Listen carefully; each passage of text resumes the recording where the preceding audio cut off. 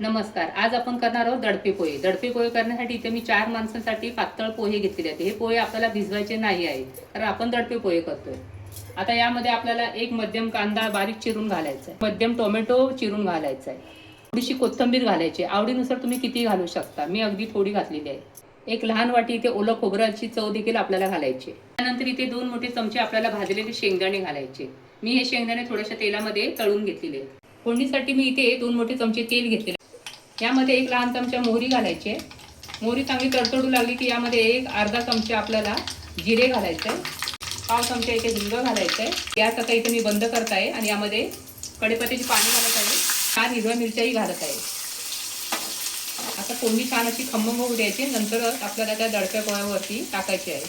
यामध्ये एक साहित्य घालायचं राहिले ते म्हणजे हळद. ते अर्धा चमचा मी ते हळद घेतलेली आहे. आता हे मिक्स करून घ्यायचं आहे. इथेच आपल्याला चवीनुसार मीठ घालायचं आहे. आता हे तेल थंड झालेलं आहे तेव्हा हातानेच आपल्याला हे मिक्स करून घ्यायचं आहे, पण त्याआधी यामध्ये थोडंसं पाणी घालायचं आहे. तर इथे 1 मोठा चमचावर मी पाणी घातलेलं आहे.